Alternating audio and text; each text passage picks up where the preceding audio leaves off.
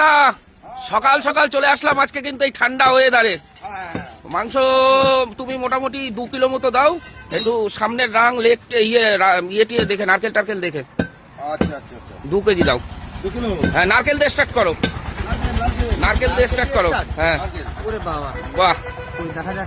Piece করো 2 KG দাও। নারকেল এখানে আরো আছে। ঠিক আছে, নারকেল দাও, সামনের লেগ টেক দিয়ে দাও। হ্যাঁ, হ্যাঁ, লুকায় রাখতে হয়। লুকায় রাখতে হয়, ও সব খাওয়ার লোক আছে। তাহলে আজকে কি মটন কষা চলবে? হ্যাঁ, মটন হবে, এটা অন্যভাবে। আমাদের একটা ইয়ে আছে, পিকনিক আছে। আচ্ছা, পিকনিক। হ্যাঁ, 5-6 জন আমরা আচ্ছা আচ্ছা আচ্ছা। বাড়িতে হবে এক জায়গায় আর কি। তো বন্ধুরা, এখন খাসির মাংস দিবঙ্কর দা কেটে দিচ্ছে, আর দিবঙ্কর দার মাংস মানেই তো একটা আলাদা ব্যাপার। লাজবাব। আর কাকা ওখানে কি করছে, কোনো আওয়াজ দিচ্ছে না? ও, এখন নারকেল কাটছে। নারকেল নল্লি কাটলি কাকার আওয়াজটা বেরোবে।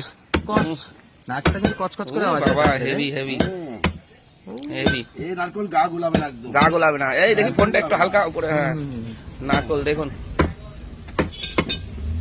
সুপার। বললাম হ্যাঁ হ্যাঁ, বেশি বড় করার দরকার নেই। ছোট। ওরকম ওই সাইজে ঠিক আছে। তো বন্ধুরা, অনেকদিন পর একটু খাসির মাংস আজকে 2-1 পিস খাওয়া যাবে। জবরদস্ত খাবে। জবরদস্ত খাবে। দেশি তো, ঘাস খাওয়া খাসি তো। হ্যাঁ, দেশি দেশি। আচ্ছা, ঠিক আছে।